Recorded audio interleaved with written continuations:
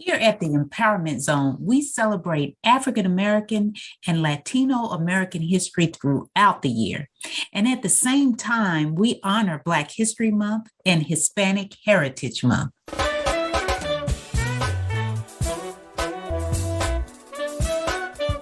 Welcome to the Empowerment Zone with Ramona Houston, where we zone in on Black and Brown relations and our journey to empowering our communities.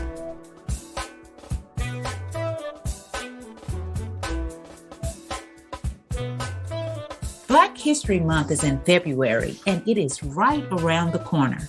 A great way to celebrate Black history, as well as encourage others to learn more about this history, is through apparel.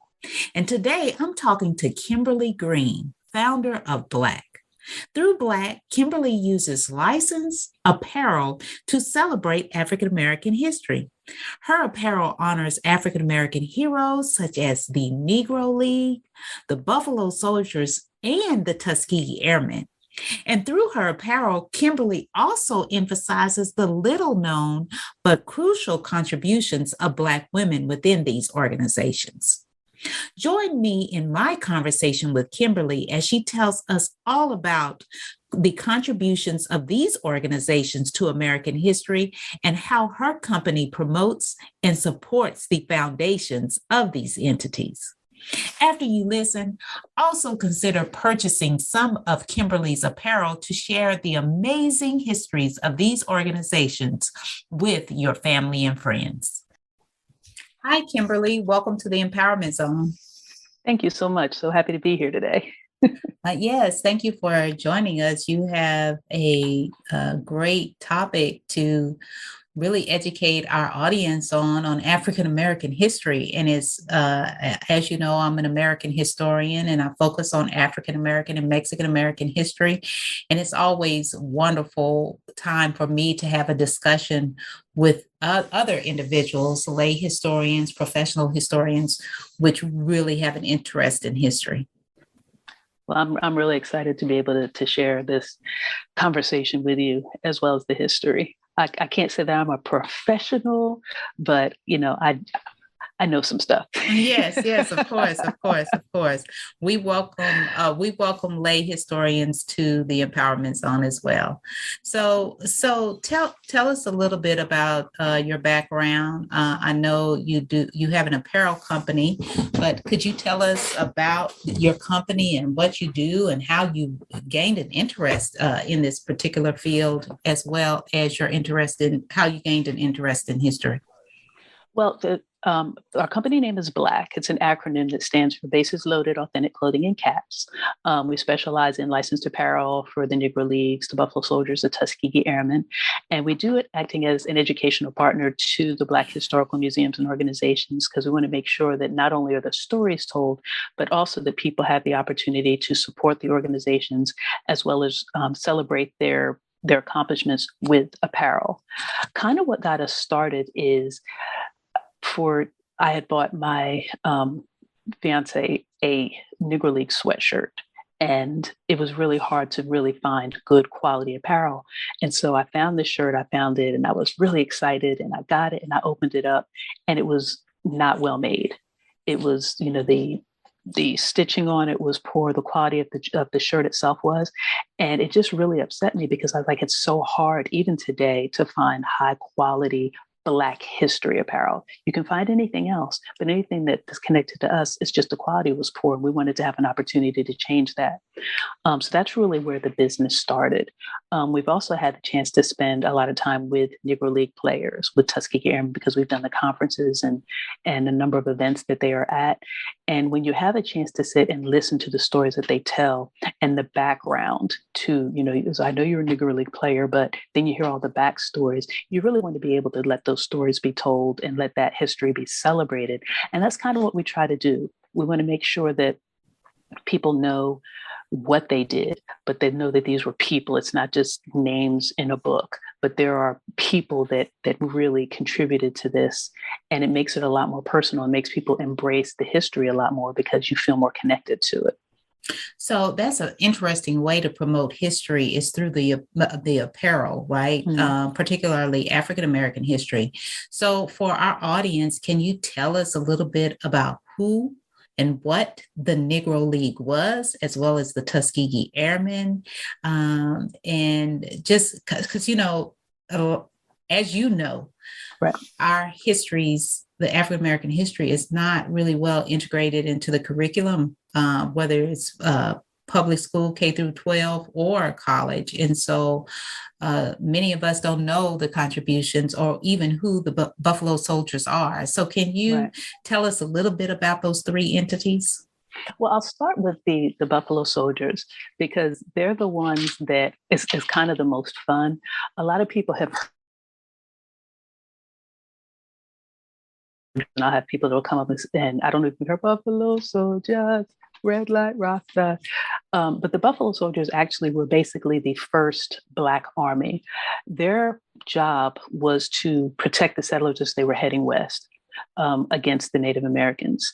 They also would build roads, protect the mail, and later on they ended up becoming the nation's first national park rangers. They got their name from the Native Americans because they had never seen Black soldiers. So they said their hair was woolly like buffalo and they had a fierce fighting spirit is where the name came from. And it's interesting because I've had people that have kind of had a bit of a conflict because they did end up, since their job was to help protect the settlers, that basically put them against Native Americans. And I was at a conference one day talking to a Native American. I asked, what is your opinion of this? How do you feel about the Buffalo Soldiers? Because they were at war with Natives.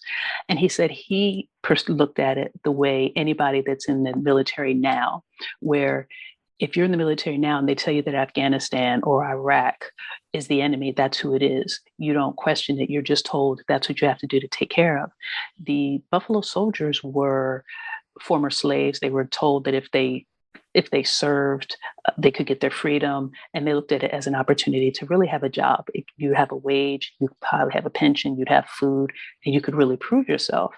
And it wasn't their goal to just go out and, kill Natives.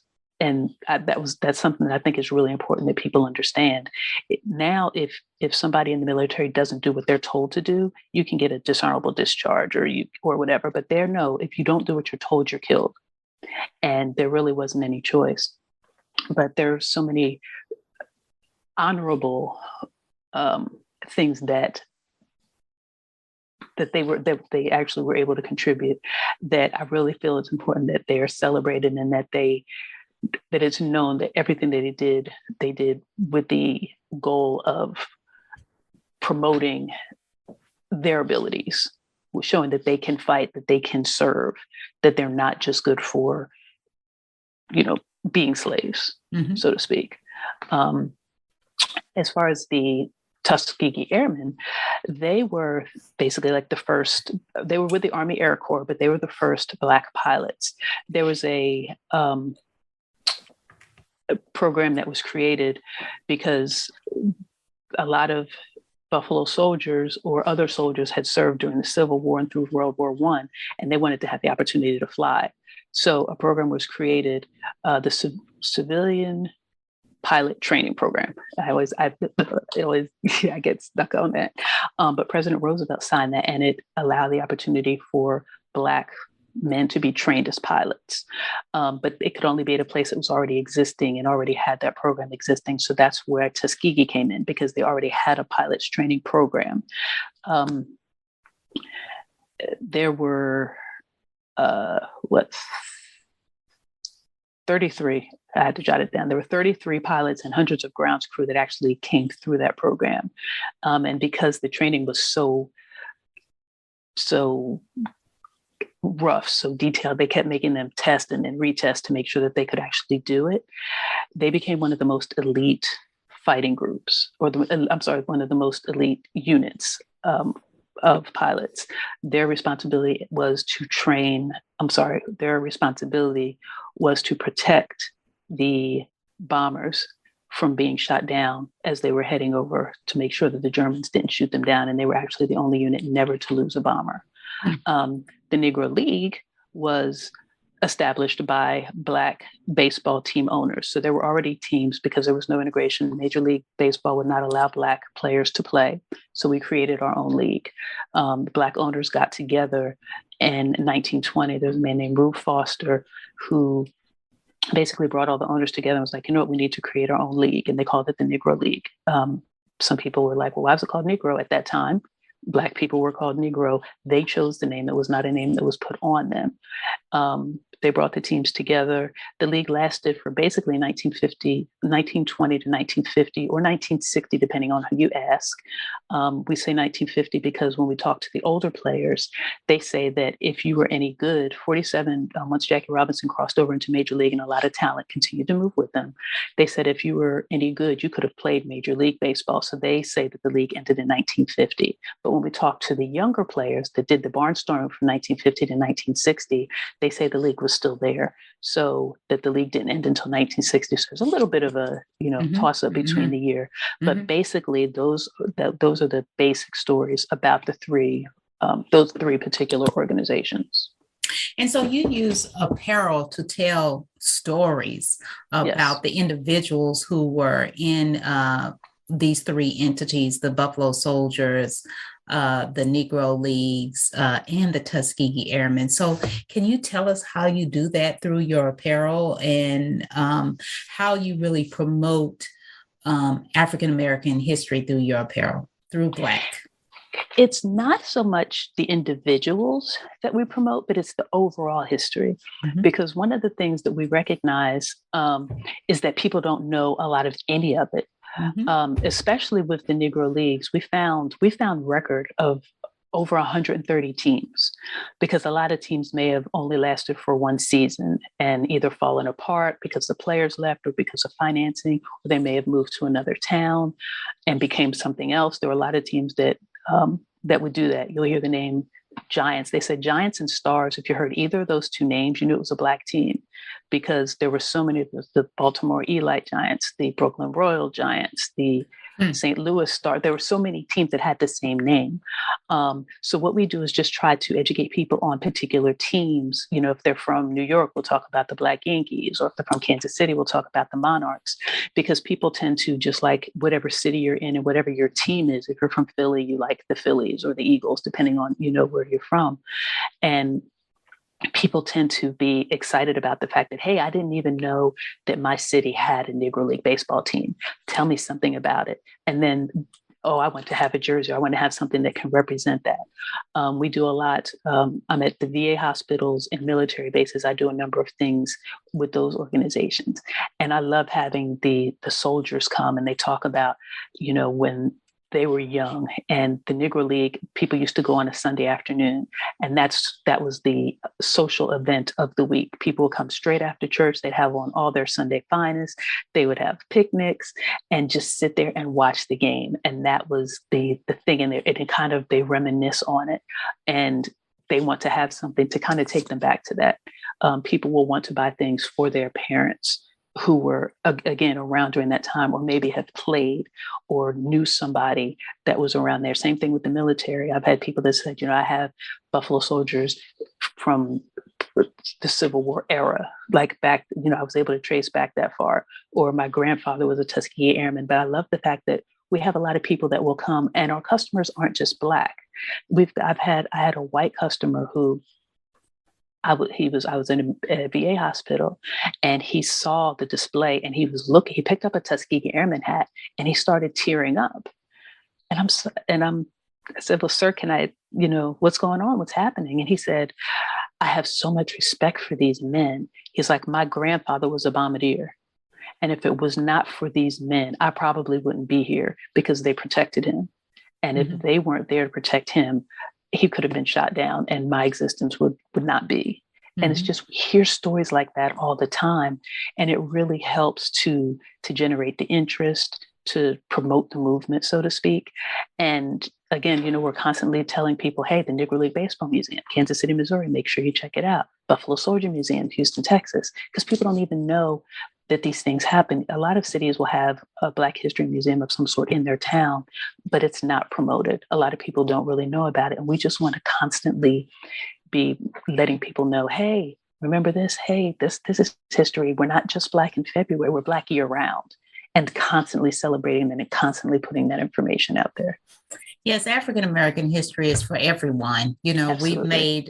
we've made a significant impact in every aspect of American history as well as world history. And Exactly. the more that we promote and tell our stories, the better that people can have an appreciation for the great contributions that we have made to humankind.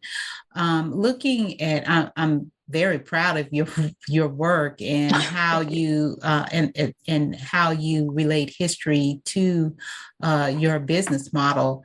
My question is, how do people how do people find out about you and Black, the apparel company?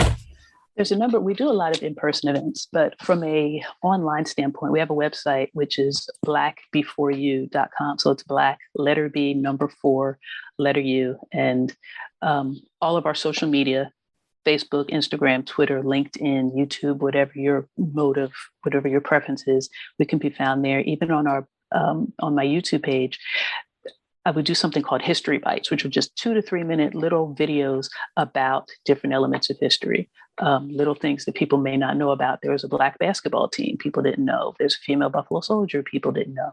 Just the basic history to keep people knowing what it is that we're doing. We do in person. Like next week, I'll be in Richmond, Virginia. I'll be at the McGuire VA Hospital as one of the featured businesses in the canteen, which is their gift shop. So I'll be set up there Monday through Friday next week. The following 2 weeks, I'll be down at Fort Eustis, which is in Newport News, Virginia. I'll be exhibiting there in their main exchange, which is like their mall. So we do a lot of military bases, VA hospitals, Black professional conferences, any place that has basically, I'll say like vendors, you know, and anywhere that you can go that's set up. We do jazz festivals, we do the NAACP, Blacks in Criminal Justice, Black firefighters, because we realize that there's no real limit. We do Major League Baseball stadiums. Most of the people there are white, but they're very interested in the Black history because they love baseball history. Mm-hmm. And they tend to know a lot about everything that we're doing. So you don't have to do a whole lot of explaining. Oh no, the Negro League doesn't still exist. Mm-hmm. We're allowed to play now. So, mm-hmm. you know, things like that. So you said there's 130 teams. There were, 130 teams in the Negro League. How are you finding out about all the different teams, their mascots, their colors, their players? Where do you go to find out all that information? Well, with that, the Negro League Baseball Museum is the best resource, which is nlbm.com, which stands for Negro League Baseball Museum. But as far as like all of the teams, and that number is constantly evolving because, like I said, there might be one city that had 2 or 3 little teams that didn't last. So they may have only lasted a season. They don't even have colors. They don't have a mascot. But someone will be in a team. It will be in a city. And so if I say, do you have I don't know. I can't think of one off the top of my head. Oh, the Portsmouth firefighters. I was in Portsmouth, Virginia. Someone asked me about that. And no, we don't have them because really Major League Baseball actually owns the rights to the Negro League Baseball Museum. They have that partnership. So if the team didn't own the rights to their name at that time, then we can't legally and legitimately do any kind of design or representation for them because there really isn't anything. If you only lasted for a season, you didn't have a mascot, you didn't have colors, chances are you just wore whatever hand-me-down uniforms you could find. But we find it fascinating to just go to places and hear stories about a lot of the small teams that may not have become part of the organized Negro League. They just played. So who organize the schedule and all of that? I'm just wondering the logistics component of it, because you stated there were so many teams that came up and left. You know, they came and went. It was constantly evolving. It wasn't a consistent type of roster in terms of teams. So how did they organize that? To be honest, from what I'm told, it wasn't really well organized. A lot of the it would depend on how much money the team had. Because if they had transportation, there were some teams that may have only played in the South because they couldn't get the transportation to get up north, or they didn't have enough money to get on a train or do publications, things like that. So the richer teams were able to do more publicity, and they could barnstorm and they could advertise. The poorer teams couldn't.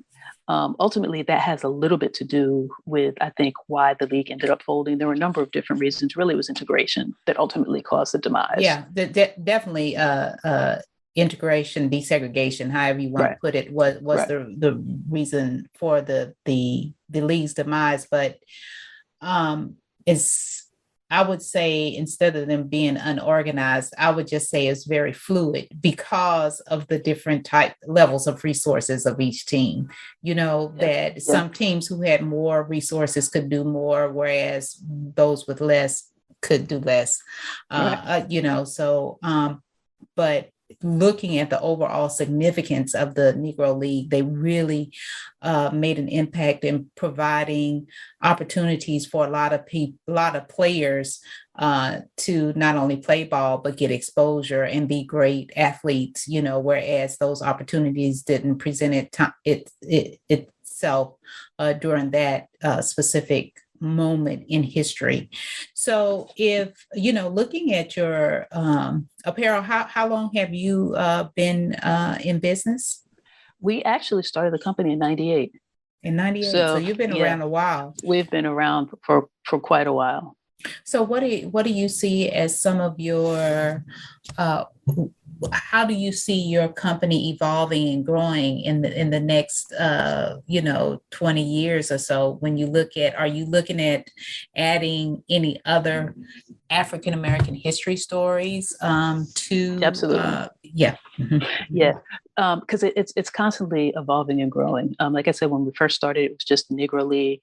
But ultimately, there are a number of there's other elements of Black military history that we want to involve. There are women in military history.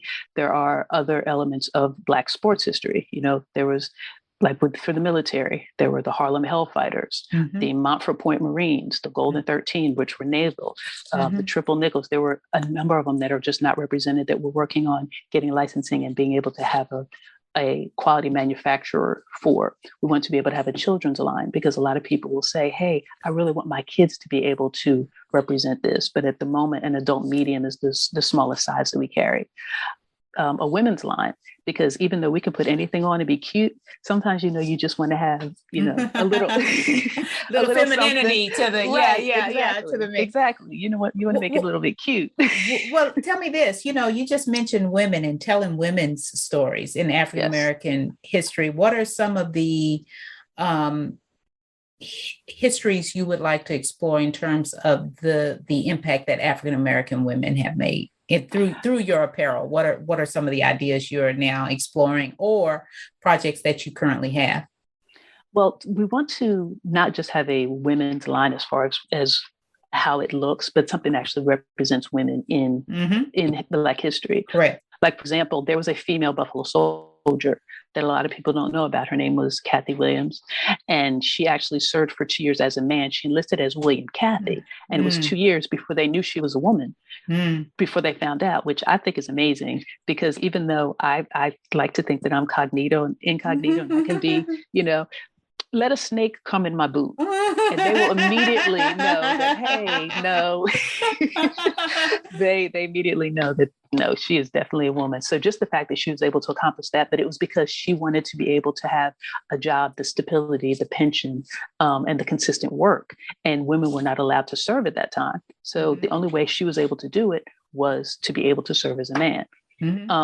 I think about women like, for the Tuskegee Airmen, Lieutenant Willa Brown, who her aeronautical school helped put over 200 pilots and instructors to Tuskegee, because she had an aeronautical school and they wouldn't allow them to train regular military pilots, but they would allow them to train Black pilots. And if it wasn't for her school, how many would not have been able to participate?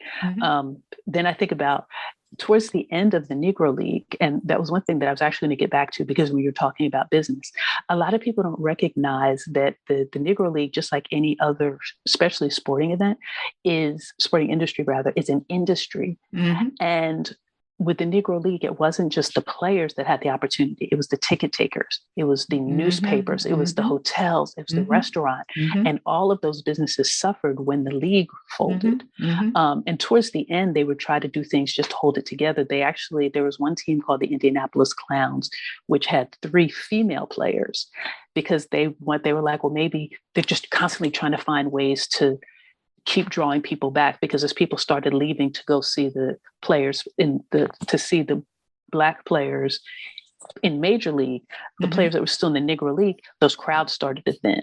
And they were like, okay, we got to find these other ways to try to draw people. So they brought women in, kind of like a league of, like from the League of Their Own, that type thing, that same concept, to draw, which helped a little bit, but it wasn't long lasting. They would do gimmicks, like the Indianapolis Clowns, which were the ones that had the female players, would do things like have the pitcher sit in a rocking chair and pitch from the rocking chair.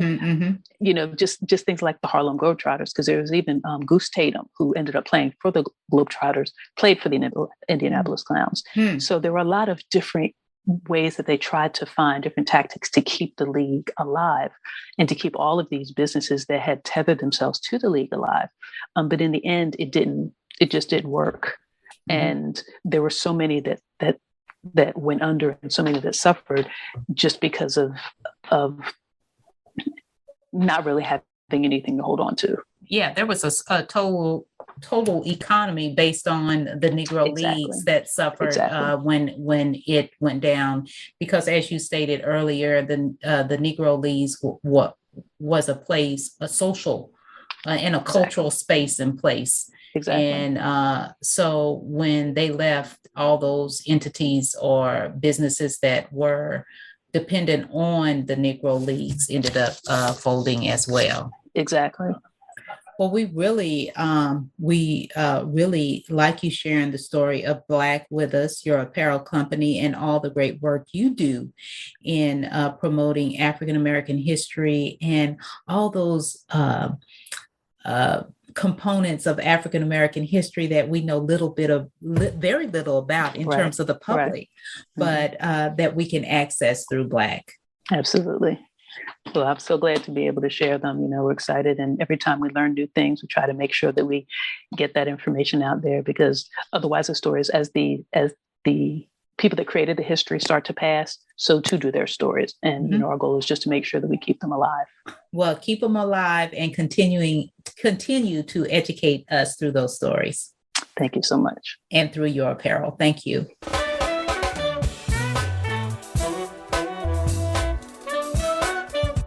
So, Kimberly, looking at your work in terms of promoting African American history, one of the places we learn history is in college. Absolutely. And so we have reached our college portion of our interview, and I always try to have our guests to give that nugget, that piece of advice that they would give students to make sure that they're successful in college.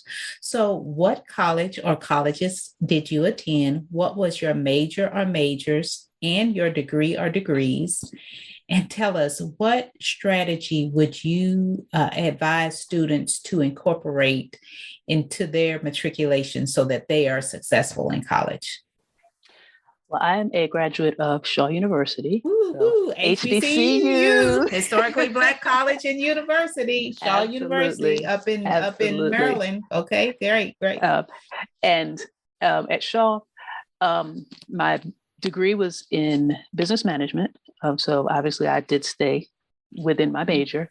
That was what my single major. As far as advice, and I do this I would say for any student, whether it's during your educational degree, whether you're trying to go out and start your own business or just working through life, one thing that I think is the most important is never to accept criticism from somebody that you wouldn't go to for advice. That is great advice. Say people that are always, again. people are always quick to shut you down, but never, but slow to lift you up. So don't be quick to accept criticism if from somebody that you wouldn't go to and ask for advice and really value your opinion. And that's really helped me a lot, because I did allow myself to listen to people that tried to deter me from starting a business and leaving corporate America. But they had never owned a business and they were not happy in what they were doing. So that would definitely be my advice. Thank you. And that advice goes a long way, not only for people who are in college, but people who are out of college. Thank you so much. Thank you. It is such a pleasure to have you on the Empowerment Zone. Thank you so much for joining us, Kim. Thank you so much. A special thank you to the incredible team of the Empowerment Zone. Terry Gully, theme song. NADWorks, digital support, and of course, our featured guest. If you enjoyed my podcast, please subscribe. We are on all of your favorite podcast platforms. Be sure to rate us on Apple Podcasts too. Thank you for your continued support.